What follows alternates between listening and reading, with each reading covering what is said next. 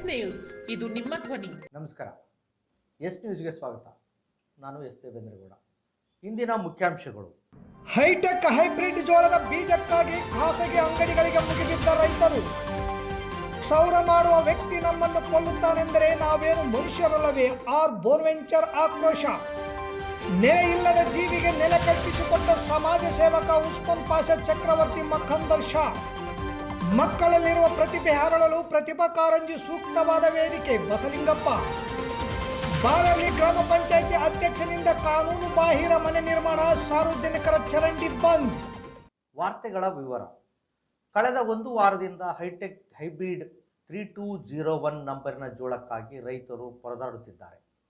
ನಗರದ ಖಾಸಗಿ ಅಂಗಡಿಗಳಾದ ಅಂಬಿಕಾ ಮತ್ತು ಮಹಾಲಕ್ಷ್ಮಿ ಬೀಜದ ಅಂಗಡಿಗಳ ಮುಂದೆ ರೈತರು ಮುಂಜಾನೆಯಿಂದ ಸಾಲುಗಟ್ಟಿ ನಿಂತು ಕಾಯುತ್ತಿದ್ದಾರೆ. ಗುರುವಾರ ಬೀಜಕ್ಕಾಗಿ ರೈತರು ಮುಗಿಬಿದ್ದ ದೃಶ್ಯ ಕಂಡುಬಂತು. ಹೈಟೆಕ್ ಕಂಪನಿಯ 3201 ನಂಬರಿನ ಹೈಬ್ರಿಡ್ ಜೋಳದ ಬೀಜಕ್ಕೆ ಭಾರಿ ಬೇಡಿಕೆ ಹೆಚ್ಚಿದ್ದು, ರೈತರು ಈ ತಳಿಯ ಬೀಜಕ್ಕಾಗಿ ಖಾಸಗಿ ಬೀಜ ಮಾರಾಟ ಅಂಗಡಿಗಳಿಗೆ ಮುಗಿಬೀಳುತ್ತಿದ್ದಾರೆ. ಲಾರಿಯಲ್ಲಿ ಲೋಡು ಬರುತ್ತಿದ್ದಂತೆ ಬೀಜ ಖಾಲಿಯಾಗುತ್ತಿದ್ದು, ಬಹಳಷ್ಟು ರೈತರು ಬೀಜದ ಕೊರತೆ ಎದುರಿಸುತ್ತಿದ್ದಾರೆ. ಈಗಾಗಲೇ ತಾಲೂಕಿನಾದ್ಯಂತ ಉತ್ತಮ ಮಳೆಯಾಗಿ ರೈತರು ಹೊಲವನ್ನು ಹದಗೊಳಿಸಿ ಬಿತ್ತನೆಗಾಗಿ ತುದಿಗಾಲಲ್ಲಿ ನಿಂತಿದ್ದಾರೆ. ಆದರೆ ಅವರು ಬಯಸಿದ ಬೀಜದ ಕೊರತೆಯಿಂದಾಗಿ ಕೃಷಿ ಚಟುವಟಿಕೆಗಳಿಗೆ ಅಡ್ಡಿಯಾಗಿದೆ. ಮಾರುಕಟ್ಟೆಯಲ್ಲಿ ಹೈಬ್ರಿಡ್ ಬೀಜದ ಹಲವು ತಳಿಗಳಿದ್ದರೂ ಕೂಡ ರೈತರು ಹೈಟೆಕ್ 3201 ಹೈಬ್ರಿಡ್ ತಳಿಯನ್ನೇ ನೆಚ್ಚಿಕೊಂಡಿದ್ದಾರೆ. ಕಾರಣ, ಇದು ಇಳುವರಿ ಜಾಸ್ತಿ ಬರುತ್ತದೆ ಅಂತ ಎಲ್ಲ ರೈತರು ಅದೇ ಬೀಜಕ್ಕೆ ಗಂಟು ಬಿದ್ದಿದ್ದಾರೆ. ಆದರೆ ಹೈಟೆಕ್ ಬೀಜ ಮಾತ್ರ ಸರಿಯಾಗಿ ಸಿಗಲಾರದ ಪರಿಸ್ಥಿತಿ ನಿರ್ಮಾಣವಾಗಿ ರೈತರು ಪರದಾಡುವಂತಾಗಿದೆ. ರೈತ ಸಂಪರ್ಕ ಕೇಂದ್ರದಲ್ಲಿ ಈ ತರಹದ ಚಲೋ ಜೋಳ ತರಿಸಿಕೊಟ್ಟಿದ್ರೆ ರೈತರಿಗೆ ಅಲೆದಾಡೋ ಪರಿಸ್ಥಿತಿಯೇ ಬರುತ್ತಿರಲಿಲ್ಲ. ಬಿತ್ತನೆಗೆ ರೆಡಿ ಮಾಡಿಕೊಂಡ ಹೊಲದಾಗ ಬಹಳ ದಿನ ಲೇಟಾದರೆ ಮತ್ತೆ ಕಸ ಬೆಳೆಯುತ್ತದೆಂಬ ಆತಂಕವೂ ಕೂಡ ರೈತರಲ್ಲಿದೆ. ಹೀಗಾಗಿ ಸರ್ಕಾರದ ಕೃಷಿ ಅಧಿಕಾರಿಗಳು ರೈತರ ಬಗ್ಗೆ ಕಾಳಜಿ ವಹಿಸಿ ಹೈಟೆಕ್ ಹೈಬ್ರಿಡ್ 3201 ಜೋಳವನ್ನು ತಾಲೂಕಿನ ಎಲ್ಲ ರೈತರಿಗೆ ಸಿಗುವಂತೆ ಅನುಕೂಲ ಮಾಡಿಕೊಡಬೇಕು ಎಂಬುದು ರೈತರ ಅಭಿಪ್ರಾಯವಾಗಿದೆ.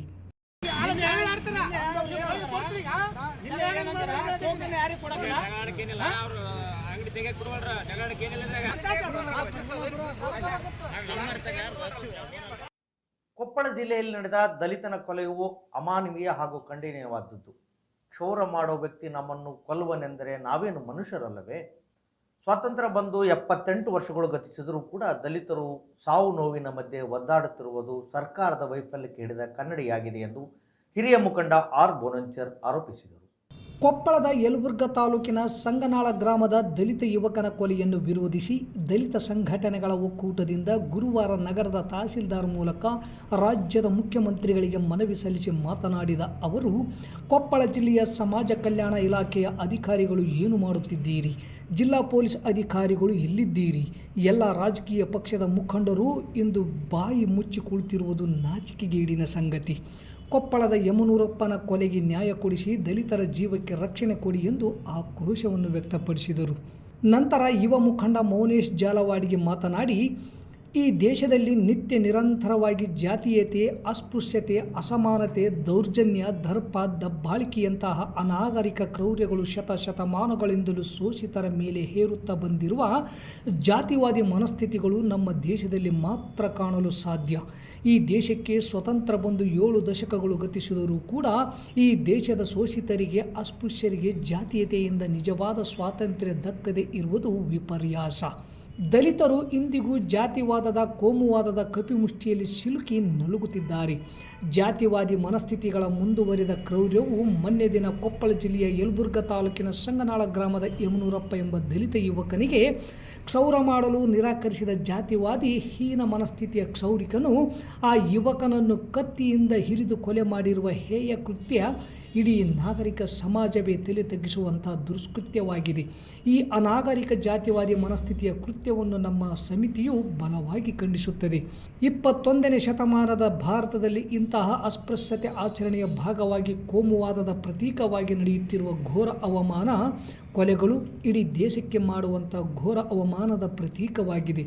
ಆದ್ದರಿಂದ ಕೊಲೆ ಮಾಡಿದ ಜಾತಿವಾದಿ ಕ್ಷೌರಿಕನನ್ನು ಕೂಡಲೇ ಸರ್ಕಾರವು ಗಲ್ಲಿಗೇರಿಸಿ ಕೊಲೆಯಾದ ಯುವಕನ ಕುಟುಂಬಕ್ಕೆ 50 ಲಕ್ಷ ರೂಪಾಯಿ ಪರಿಹಾರ ಒದಗಿಸಿ ಮೃತ ಕುಟುಂಬಕ್ಕೆ ಸರ್ಕಾರಿ ನೌಕರಿಯನ್ನು ಒದಗಿಸಿ ರಾಜ್ಯದಾದ್ಯಂತ ಅಸ್ಪೃಶ್ಯತೆ ಕೊನೆಗಾಣಿಸಲು ಕಠಿಣ ಕಾನೂನು ರಚಿಸಬೇಕೆಂದು ಆಗ್ರಹಿಸಿದರು.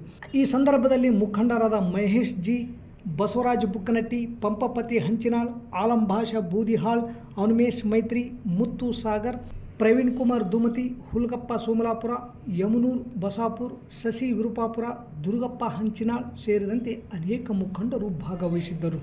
ಪಂಚ ಉಟ್ಕೊಂಡು ಹೋಗಿರ್ತಕ್ಕಂಥ ಒಬ್ಬ ವ್ಯಕ್ತಿಗೆ ಅವಮಾನ ಆಯ್ತಂದ್ರೆ ಇಡೀ ರಾಜ್ಯ ಇದ್ದಿದ್ರಿ. ನಾಚಿಕೆ ಬರಲ್ವಾ? ಏ ಮೀಡಿಯಾಗಳೇ, ಏ ಕನ್ನಡ ಪರ ಸಂಘಟನೆಗಳೇ, ಏ ರೈತ ಪರ ಸಂಘಟನೆಗಳೇ, ಎಲ್ಲಿ ಮಲಗಿದ್ರು? ಒಬ್ಬ ಪಂಚ ಉಟ್ಕೊಂಡವನ್ನ ನಿರಾಕರಿಸೋದಕ್ಕೋಸ್ಕರ ಇಡೀ ರಾಜ್ಯ ತುಂಬ ನೀವೇನು ಚಳವಳಿ ಮಾಡಿದ್ರಲ್ಲ, ನಿಮಗೆ ನಾಚಿಕೆನಾ?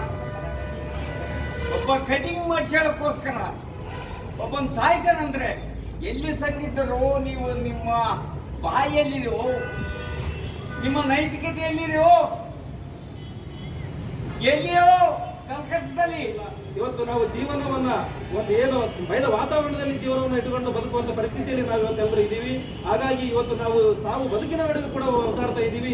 ಆ ಒಂದು ಉದಾಹರಣೆಯಾಗಿ ಇವತ್ತೇನು ಕೊಪ್ಪಳ ಜಿಲ್ಲೆಯಲ್ಲಿ ಯಲಬುರ್ಗ ತಾಲೂಕಿನಲ್ಲಿ ಸಂಗನಾಳ ಗ್ರಾಮದಲ್ಲಿ ನಡೆದಿದೆ ಈ ಘಟನೆ ಜೀವಂತ ಸಾಕ್ಷಿ ಅಂತ ಹೇಳಿ ಈ ಸಂದರ್ಭದಲ್ಲಿ ನಾವು ಹೇಳ್ತೀವಿ. ಹಾಗಾಗಿ ನಮಗೆ 70 ವರ್ಷಗಳು ಗತಿಸಿದೆ ಸ್ವಾತಂತ್ರ್ಯ ಬಂದು, 77 ವರ್ಷ ಗತಿಸಿ 78 ವರ್ಷಕ್ಕೆ ನಾವು ಕಾಲ ಇಡ್ತಾ ಇದ್ರು ಕೂಡ ಏನು ಇವತ್ತು ದಲಿತರಿಗೆ ನಿಜವಾದ ಸ್ವಾತಂತ್ರ್ಯ ದಕ್ಕದೇ ಇರುವುದು ವಿಪರ್ಯಾಸ. ಹಾಗಾಗಿ ನಾವು ಇವತ್ತು ಯುವಕರು ನಮ್ಮ ಬದುಕಬೇಕಾದ್ರೆ ಎಂತ ಅತಂತ್ರ ಸ್ಥಿತಿಯಲ್ಲಿ ಬದುಕ್ತಾ ಇದ್ದೀವಿ. ನಮ್ಮನ್ನ ಕೊಲೆಗಳಾಗ್ತಿದ್ದೇವೆ, ನಮ್ಮನ್ನ ಕೊಲೆ ಮಾಡ್ತಿದ್ದಾರೆ, ನಮ್ಮನ್ನ ಹೊಡಿತಿದ್ದಾರೆ, ನಮ್ಮ ಯುವತಿಯರ ಮೇಲೆ, ನಮ್ಮ ಮಹಿಳೆಯರ ಮೇಲೆ ಅತ್ಯಾಚಾರಗಳಾಗ್ತಿದ್ದೇವೆ, ಜಾತಿಯ ಕಾರಣಕ್ಕೋಸ್ಕರ ನಮ್ಮ ಮೇಲೆ ಹಲ್ಲೆಗಳಾಗ್ತಿದ್ದೇವೆ. ಹಾಗಾಗಿ ಸರ್ಕಾರ ಗಮನಿಸಬೇಕು. ಇಂತಹ ಏನು ಈ ಕೃತ್ಯ ಮಾಡ್ತಿರುವಂತಹ ಜಾತಿವಾದಿಗಳಿಗೆ ಕಠಿಣ ಕಾನೂನು ಕ್ರಮವನ್ನು ತರಬೇಕು. ಏನು ಆ ಘಟನೆ ನಡೆದಿದೆ ಮೊನ್ನೆ ಕೊಪ್ಪಳ ತಾಲೂಕು ಜಿಲ್ಲೆಯಲ್ಲಿ, ಆ ಕೊಲೆಯಾದಂತಹ ಯಮನೂರಪ್ಪನ ಕುಟುಂಬಕ್ಕೆ, ಮೃತ ಕುಟುಂಬಕ್ಕೆ 50 ಲಕ್ಷ ರೂಪಾಯಿ ಪರಿಹಾರವನ್ನು ಕೊಡಬೇಕು. ಆ ಕುಟುಂಬಕ್ಕೆ ಸರ್ಕಾರ ಭದ್ರತೆಯನ್ನು ಕೊಡಬೇಕು. ಆ ಕುಟುಂಬಕ್ಕೆ ಸರ್ಕಾರ ನೌಕರಿಯನ್ನು ಕೊಡಬೇಕು. ಮುಂದಿನ ದಿನಮಾನದಲ್ಲಿ ಅಸ್ಪೃಶ್ಯತೆ ಆಚರಣೆ ಮಾಡಿದಂತಹ ಕಠಿಣ ಕಾನೂನು ಜಾರಿಗೊಳಿಸಬೇಕಂತೇಳಿ ಈ ಸಂದರ್ಭದಲ್ಲಿ ಸರ್ಕಾರಕ್ಕೆ ಒತ್ತಾಯ ಮಾಡ್ತಾರೆ. ನಗರದ ಕೇಂದ್ರ ಬಸ್ ನಿಲ್ದಾಣದಲ್ಲಿ 2-3 ದಿನಗಳಿಂದ ಓಡಾಡುತ್ತಿದ್ದ ಮನನೊಂದು ಆತ್ಮಹತ್ಯೆ ನಿರ್ಧಾರಕ್ಕೆ ಬಂದ ವೃದ್ಧ ಬಸಪ್ಪ ಲೋಕಪ್ಪ ಗೌರಿ ಬೆಟಗೇರ್ ಗದಗ್ ಎನ್ನುವ ವೃದ್ಧನನ್ನು ರಕ್ಷಣೆ ಮಾಡಿ ನಗರದ ಒಳಬಳ್ಳಾರಿ ರಸ್ತೆಯಲ್ಲಿರುವ ಕಾರುಣ್ಯ ನಿಲಯ ವೃದ್ಧಾಶ್ರಮದಲ್ಲಿ ಶಾ ಮಕಂದಾರ್ ಸಮಿತಿ ಅಧ್ಯಕ್ಷ ಉಸ್ಮಾನ್ ಪಾಷಾ ಚಕ್ರವರ್ತಿ ಮಕಾಂದಾರ್ ಶಾ ನೇತೃತ್ವದಲ್ಲಿ ಆಶ್ರಮದಲ್ಲಿ ಆಶ್ರಯ ನೀಡಲಾಯಿತು. ಈ ವೇಳೆ ಮಾತನಾಡಿದ ಅವರು, ಬಸ್ ನಿಲ್ದಾಣದಲ್ಲಿ ನನ್ನ ಹುಡುಕಿಕೊಂಡು ಬಂದಿರುವ ಬನಪ್ಪ ಇವರ ಎಲ್ಲ ವಿವರವನ್ನು ತಿಳಿದುಕೊಂಡಾಗ ಗದಗ್ ಬೆಟಗೇರಿಯ ನಿವಾಸಿಗಳೆಂದು ಗೊತ್ತಾಯಿತು. ಆದರೆ ಇವರಿಗೆ ಯಾರೂ ಇಲ್ಲ. ನೆಲೆಯಿಲ್ಲದ ಈ ಯಜಮಾನರು ಅಲ್ಲಲ್ಲಿ ತಾತ್ಕಾಲಿಕವಾಗಿ ಆಶ್ರಯ ಪಡೆಯುತ್ತಿರುವುದು ಗೊತ್ತಾಗಿ ನನ್ನ ಮನಸ್ಸಿಗೆ ತುಂಬ ನೋವಾಯಿತು. ಇಂತಹ ಎಷ್ಟೋ ಮಂದಿ ಹಿರಿಯರನ್ನು, ಅನಾಥರನ್ನು ರಕ್ಷಣೆ ಮಾಡುವ ಕರುಣೆಯ ಕುಟುಂಬವು ಸಿಂಧನೂರಿನಲ್ಲಿರುವಾಗ ಯಾರೂ ಅನಾಥರಾಗಲಾರರು. ಈ ಕಾರುಣ್ಯಾಶ್ರಮ ನಮ್ಮ ಸ್ವಂತ ಮನೆ ಇದ್ದ ಹಾಗೆ. ಈ ಆಶ್ರಮದ ಸಲುವಾಗಿ ನಾವು ಕೂಡ ನಿರಂತರ ಜೋಡಿಗೆ ಹಾಕಿ ಸೇವಾ ಕಾರ್ಯದಲ್ಲಿ ಭಾಗವಹಿಸುತ್ತೇವೆ. ನಾನು, ನನ್ನದು, ನನ್ನಿಂದಲೇ ಎನ್ನುವ ಈ ಸ್ವಾರ್ಥ ಪ್ರಪಂಚದಲ್ಲಿ ನಿಸ್ವಾರ್ಥತೆಯ ಈ ಸೇವಾ ಕಾರ್ಯಗಳು ಮನಸ್ಸಿಗೆ ಆತ್ಮತೃಪ್ತಿ ತಂದಿವೆ. ಜನರ ಟೀಕೆ ಟಿಪ್ಪಣಿಗಳು, ಅವಮಾನ ಅಪಮಾನಗಳೇ ನಮಗೆ ಇನ್ನೂ ಹೆಚ್ಚಿನ ಸೇವೆ ಮಾಡಲು ಮನಸ್ಸು ಮಾಡುತ್ತಿದೆ ನಮ್ಮ ಹೃದಯ. ಆದುದರಿಂದ ಸಾರ್ವಜನಿಕರಲ್ಲಿ ಕೈ ಮುಗಿದು ವಿನಂತಿಸಿಕೊಳ್ಳುತ್ತೇವೆ, ನಿಮ್ಮ ಕೈಯಿಂದಾದಂಥ ಸಹಾಯ ಸಹಕಾರವನ್ನು ಕಾರುಣ್ಯಾಶ್ರಮಕ್ಕೆ ಮಾಡಿರಿ ಎಂದು ಈ ಮೂಲಕ ವಿನಂತಿಸಿಕೊಳ್ಳುತ್ತೇನೆ ಎಂದು ಭಾವನಾತ್ಮಕವಾಗಿ ಮಾತನಾಡಿ ಬನ್ನಪ್ಪನಿಗೆ ಆತ್ಮಸ್ಥೈರ್ಯ ತುಂಬಿದರು. ಆಶ್ರಮದ ಆಡಳಿತಾಧಿಕಾರಿ ಡಾಕ್ಟರ್ ಚನ್ನಬಸವಸ್ವಾಮಿ ಮಾತನಾಡಿ, ನೆಲೆಯಿಲ್ಲದ ಜೀವಿಗೆ ನೆಲೆ ಕಲ್ಪಿಸಿಕೊಟ್ಟ ಉಸ್ಮಾನ್ ಪಾಷಾ ಚಕ್ರವರ್ತಿ ಮಕಾಂದಾರ್ ಶಾ ಅವರ ಕಾರ್ಯ ಶ್ಲಾಘನೀಯವಾದದ್ದು. ಕಾರುಣ್ಯಾಶ್ರಮ ಹುಟ್ಟಿದಾಗಲಿಂದಲೂ ಸಹ ಸಹೋದರರಾಗಿ ಈ ಕುಟುಂಬದ ಯಜಮಾನರಾಗಿ ಜವಾಬ್ದಾರಿಯನ್ನು ನಿಭಾಯಿಸುತ್ತಿದ್ದಾರೆ. ಸರ್ವಧರ್ಮ ಶ್ರೇಷ್ಠ ಪ್ರಶಸ್ತಿಯನ್ನು ಸ್ವೀಕರಿಸಿದ ಇವರು ಸರ್ವಧರ್ಮದ ಸಹೋದರರಾಗಿ ತಾಲೂಕಿನಾದ್ಯಂತ ಮನೆ ಮಾತಾಗಿದ್ದಾರೆ. ಇಂತಹ ಸೇವಾ ಮನೋಭಾವನೆಯುಳ್ಳ ಮನಸ್ಸುಗಳೇ ಆಶ್ರಮದ ಆಸ್ತಿಗಳು. ಕಾರುಣ್ಯ ಕುಟುಂಬದ ಆಸ್ತಿ ಎಂದರೆ ಪ್ರೀತಿ, ಮಮತೆ, ಕರುಣೆ, ಸ್ನೇಹ, ಸಂಬಂಧ. ಇವುಗಳಿಗೆ ಸಂಪೂರ್ಣ ಅರ್ಥ ಕಲ್ಪಿಸಿಕೊಡುವುದೇ ಕಾರುಣ್ಯ ಕುಟುಂಬದ ಮೂಲ ಉದ್ದೇಶವಾಗಿದೆ. ಸರ್ಕಾರ ಈ ಸಂಸ್ಥೆಗೆ ಪ್ರಶಸ್ತಿ ನೀಡಿದಾಗಿನಿಂದಲೂ ಸಹ ರಾಜ್ಯದ ಬೇರೆ ಬೇರೆ ರಾಜ್ಯದ ಅನಾಥ ಜೀವಿಗಳು ಇಲ್ಲಿ ಆಶ್ರಯ ಪಡೆಯಲು ಮುಂದಾಗಿದ್ದಾರೆ. ಆದರೆ ಆಶ್ರಮದ ನಿರ್ವಹಣೆ ಕಷ್ಟದ ಪರಿಸ್ಥಿತಿಯಲ್ಲಿ ಇದ್ದರೂ ಸಹ ದೇವರ ರೂಪದಲ್ಲಿ ದಾನಿಗಳು ನಮ್ಮ ಹಸಿವು ನೀಗಿಸುವ ಮೂಲಕ ನಮಗೆ ನಡೆದಾಡುವ ದೇವರುಗಳಾಗಿದ್ದಾರೆ. ಕಾರುಣ್ಯಾಶ್ರಮಕ್ಕೆ ಸಹಾಯ ಸಹಕಾರ ಮಾಡುತ್ತಿರುವ ಎಲ್ಲ ದಾನಿಗಳಿಗೆ ಹೃದಯಪೂರ್ವಕ ಅಭಿನಂದನೆಗಳು ತಿಳಿಸಿದರು. ಈ ಸಮಯದಲ್ಲಿ ಆಶ್ರಮದ ಸಿಬ್ಬಂದಿಗಳಾದ ಸುಜಾತ ಹಿರೇಮಠ್, ಶರಣಮ್ಮ, ಸಿದ್ದಯ್ಯ ಸ್ವಾಮಿ ಹಾಗೂ ಮಲ್ಲಯ್ಯ ಸ್ವಾಮಿ ಸೇರಿದಂತೆ ಅನೇಕರಿದ್ದರು. ನಾವು ಅವ್ರನ್ನ ಹೇಳ್ದಂತಾಗಿ ನಮ್ಮ ಯಜಮಾನರು ಬನ್ನಪ್ಪ ಅವರು ಬಸ್ ಸ್ಟ್ಯಾಂಡಿಗೆ ಬಂದರು.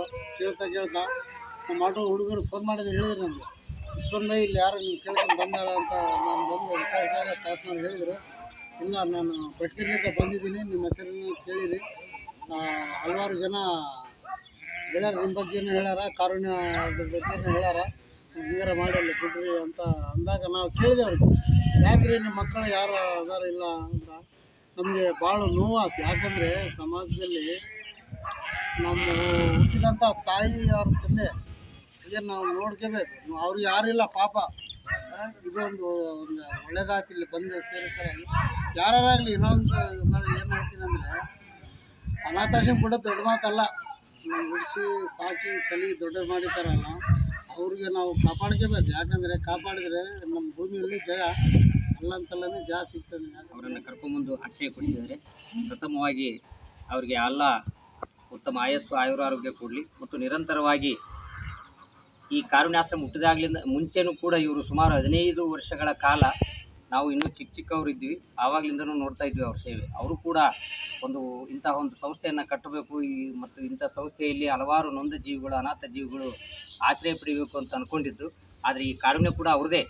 ಆ್ಯಕ್ಚುಲಿ ಇದಕ್ಕೆ ಯಾವುದು ಅವ್ರೇನು ಕರ್ಕೊಂಬರ್ತೀವಿ ಹಂಗೆ ಹಿಂಗೆ ಅಂತಿಲ್ಲ, ಡೈರೆಕ್ಟ್ ಯಾವುದೇ ವಿಚಾರ ಆಗಲಿ ನಮಗೂ ಕೂಡ ಇಲ್ಲಿ ಯಾರಿಗೆ ಯಾವುದೇ ಕಷ್ಟ ಇದ್ದರೂ ಕೂಡ ಕಾರುಣ್ಯದ ಜೊತೆಗೆ ಒಬ್ಬ ಅಣ್ಣನಾಗಿ ಈ ಕಾರುಣ್ಯ ಕುಟುಂಬದ ಯಜಮಾನರಾಗಿ ನಮ್ಮ ಜೊತೆಗಿದ್ದಾರೆ. ಭಾಳ ಖುಷಿ ಅನಿಸ್ತದೆ. ಯಾಕಂದರೆ ಈ ಸಿನ್ನೂರಿನಲ್ಲಿರುವಂಥ ಎಷ್ಟೋ ಜನ ಅನಾಥ ಶವಗಳನ್ನು ಕೂಡ ಅವರು ಅಂತ್ಯ ಸಂಸ್ಕಾರ ಮಾಡಿದ್ದಾರೆ ಮತ್ತು ಸರ್ವಧರ್ಮ ಪ್ರಶಸ್ತಿಗೂ ಕೂಡ ಅವರು ಭಾಜನರಾಗಿ ಆ ಪ್ರಶಸ್ತಿಯನ್ನು ಕೂಡ ಸ್ವೀಕಾರ ಮಾಡಿದ್ದಾರೆ. ಇವತ್ತು ನಾವೆಲ್ಲ ಇವತ್ತಿನ ದಿನ ನಾವು ಆ ಜಾತಿ ಈ ಜಾತಿ, ಹಿಂದೂ ಮುಸ್ಲಿಂ ಕ್ರೈಸ್ತ ಎನ್ನುವ ಹಲವಾರು ಭಾವನೆಗಳನ್ನು ಇಟ್ಕೊಂಡು ಬದುಕ್ತಾ ಇದ್ವಿ. ನಿಜವಾಗ್ಲೂ ಹೇಳ್ಬೇಕಂದ್ರೆ ಯಾವ ಜಾತಿನೂ ಇಲ್ಲ, ಏನಿಲ್ಲ, ನಮ್ಮದಿರೋದೊಂದೇ ಮಾನವ ಧರ್ಮ ಎನ್ನುವುದನ್ನು ನಮ್ಮ ಉಸ್ಮಾನ್ ಶಾ ಮಕಾಂದಾರ್ ಅಣ್ಣನವರು ನಮ್ಗೆ ತೋರಿಸ್ಕೊಟ್ಟಿದ್ದಾರೆ. ಮಕ್ಕಳಲ್ಲಿ ಅಡಗಿರುವ ಮಹಾನ್ ಪ್ರತಿಭೆ ಅರಳಲು ಪ್ರತಿಭಾ ಕಾರಂಜಿ ಸೂಕ್ತ ವೇದಿಕೆಯಾಗಿದ್ದು, ಮಕ್ಕಳು ಕೂಡ ಉತ್ಸಾಹದಿಂದ ಪಾಲ್ಗೊಳ್ಳಬೇಕೆಂದು ಕ್ಷೇತ್ರ ಸಮನ್ವಯ ಅಧಿಕಾರಿ ಬಸಲಿಂಗಪ್ಪ ಹೇಳಿದರು. ತಾಲೂಕಿನ ಮಲ್ಲಾಪುರ ಗ್ರಾಮದ ಉನ್ನತೀಕರಿಸಿದ ಸರ್ಕಾರಿ ಹಿರಿಯ ಪ್ರಾಥಮಿಕ ಶಾಲೆಯಲ್ಲಿ ಜಿಲ್ಲಾ ಪಂಚಾಯತ್ ರಾಯಚೂರು, ಜಿಲ್ಲಾ ಶಿಕ್ಷಣ ಮತ್ತು ಸಾಕ್ಷರತಾ ಇಲಾಖೆ, ಕ್ಷೇತ್ರ ಶಿಕ್ಷಣಾಧಿಕಾರಿಗಳ ಕಾರ್ಯಾಲಯ ಹಾಗೂ ಕ್ಷೇತ್ರ ಸಂಪನ್ಮೂಲ ಕೇಂದ್ರ ಸಿಂಧನೂರು, ಸಮೂಹ ಸಂಪನ್ಮೂಲ ಕೇಂದ್ರ ಪಗಡ್ದಿನ್ನಿ ಸಂಯುಕ್ತಾಶ್ರಯದಲ್ಲಿ ಕ್ಲಸ್ಟರ್ ಹಂತದ ಪ್ರಾಥಮಿಕ ಮತ್ತು ಪ್ರೌಢಶಾಲಾ ವಿದ್ಯಾರ್ಥಿಗಳಿಗೆ 2024-25ನೇ ಸಾಲಿನ ಪ್ರತಿಭಾ ಕಾರಂಜಿ ಮತ್ತು ಕಲೋತ್ಸವ ಕಾರ್ಯಕ್ರಮವನ್ನು ಉದ್ಘಾಟಿಸಿ ಮಾತನಾಡಿದರು. ವಿದ್ಯಾರ್ಥಿಗಳ ಕಲಿಕೆಗೆ ಹಾಗೂ ಹೊಸದಾದ ಜೀವನ ಕೌಶಲ್ಯವನ್ನು ಹೊಂದಲು ವೇದಿಕೆಯಾಗಿದ್ದು, ವಿದ್ಯಾರ್ಥಿಗಳಲ್ಲಿನ ಪ್ರತಿಭೆಯನ್ನು ಗುರುತಿಸಿ ಹೊರತರಲು ಶಿಕ್ಷಕರಿಗೆ ಅವಕಾಶವನ್ನು ನೀಡುತ್ತದೆ. ವಿದ್ಯಾರ್ಥಿಗಳಲ್ಲಿ ವ್ಯಕ್ತಿತ್ವ ಹಾಗೂ ಸ್ಪರ್ಧಾತ್ಮಕ ಮನೋಭಾವವನ್ನು ರೂಪಿಸಲು ಪೋಷಕರು ಹಾಗೂ ಶಿಕ್ಷಕರನ್ನು ಪ್ರೋತ್ಸಾಹಿಸಬೇಕು ಎಂದರು. ಅಕ್ಷರ ದಾಸೋಹ ಸಹಾಯಕ ನಿರ್ದೇಶಕರಾದ ಸಾಬಣ್ಣ ವಗ್ಗರ್ ಮಾತನಾಡಿ, ಪ್ರತಿಯೊಂದು ಮಗುವಿನಲ್ಲೂ ಒಂದಲ್ಲ ಒಂದು ಸಾಂಸ್ಕೃತಿಕ ಪ್ರತಿಭೆ ಅಡಗಿರುತ್ತದೆ. ಅದನ್ನು ಗುರುತಿಸಿ ಅನಾವರಣ ಮಾಡುವ ಮೂಲಕ ಮಕ್ಕಳು ಸರ್ವಾಂಗೀಣ ಬೆಳವಣಿಗೆ ಸಾಧಿಸಲು ಅವಕಾಶ ಕಲ್ಪಿಸಬೇಕು. ಸೋಲು ಗೆಲುವಿನ ಬಗ್ಗೆ ಯೋಚಿಸದೆ ಸ್ಪರ್ಧೆಗಳಲ್ಲಿ ಎಲ್ಲ ವಿದ್ಯಾರ್ಥಿಗಳು ಭಾಗವಹಿಸಬೇಕು. ಇಂತಹ ಪ್ರತಿಭಾ ಕಾರಂಜಿ ಕಾರ್ಯಕ್ರಮ ತಾಲೂಕು ಮಟ್ಟದಲ್ಲಿ ನಡೆಸುವ ಹಾಗೆ ಮಾಡಿದ್ದೀರಿ. ಇದಕ್ಕೆಲ್ಲ HDMC ಸದಸ್ಯರು, ಶಾಲೆಯ ಗುರುಗಳು ಹಾಗೂ ಗ್ರಾಮಸ್ಥರ ಸಹಕಾರ ಎಂದರು.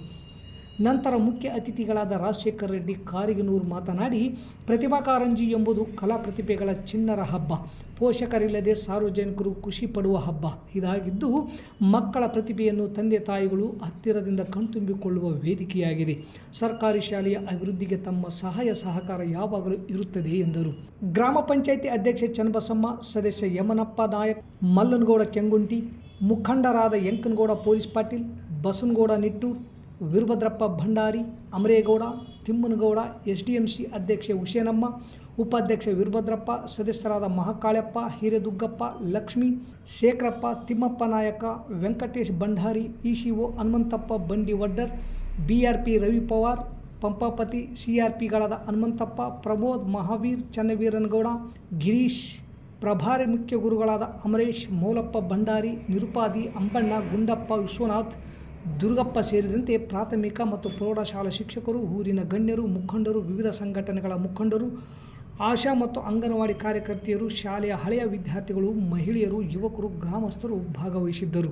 ಶಿಕ್ಷಣ ಸಚಿವರಾಗಿರ್ತಕ್ಕಂಥ ವಿಶ್ವನಾಥ್ ಅವರ ಮುಖಾಂತರವಾಗಿ ಈ ಪ್ರತಿಭಾ ಕಾರಂಜಿ ಪ್ರಾರಂಭವಾಯಿತು. ಈ ಪ್ರತಿಭಾ ಕಾರಂಜಿ ಪ್ರಾರಂಭ ಏನಪ್ಪಾ ಉದ್ದೇಶ ಅಂತಂದ್ರೆ, ವಿದ್ಯಾರ್ಥಿಗಳಲ್ಲಿ ಕಲೆ ಏನು ಮೂಡಿ ಬರಬೇಕು. ಒಬ್ಬೊಬ್ಬರಲ್ಲಿ ಒಂದು ಕಲೆ ಇರುತ್ತೆ. ಕಲೆ ಎಲ್ಲರನ್ನು ಕೈ ಬೀಸಿ ಕರೆಯುವುದಿಲ್ಲ, ಆದರೆ ಒಬ್ಬರನ್ನು ಮಾತ್ರ ಆಯ್ಕೆ ಮಾಡಿಕೊಳ್ಳುತ್ತೆ ಅಂತಕ್ಕಂಥದ್ದು.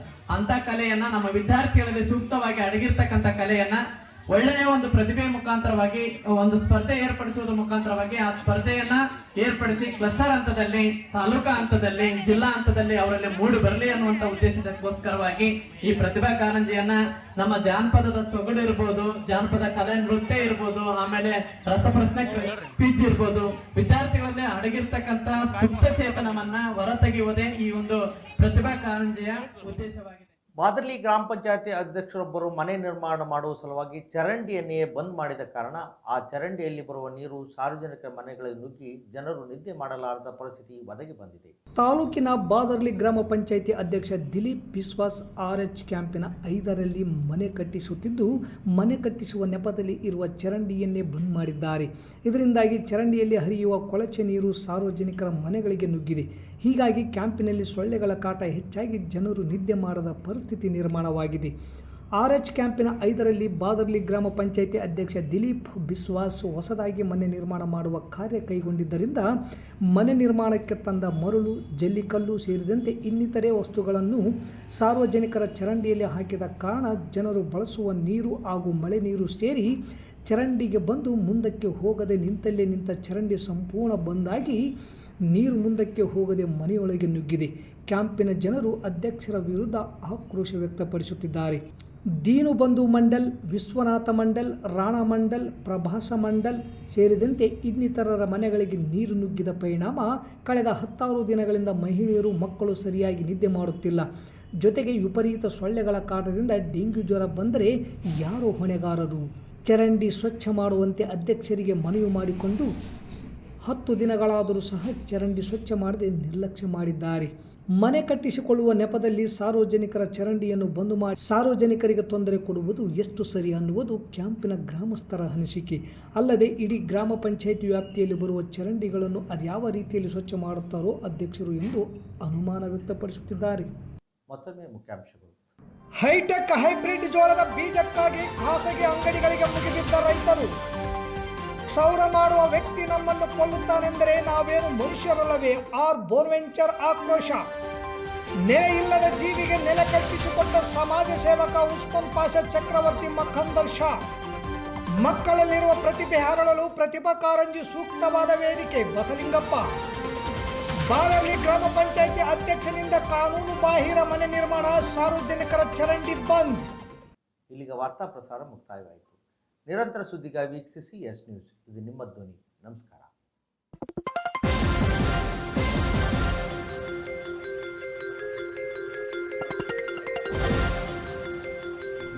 ಎಸ್ ನ್ಯೂಸ್, ಇದು ನಿಮ್ಮ ಧ್ವನಿ.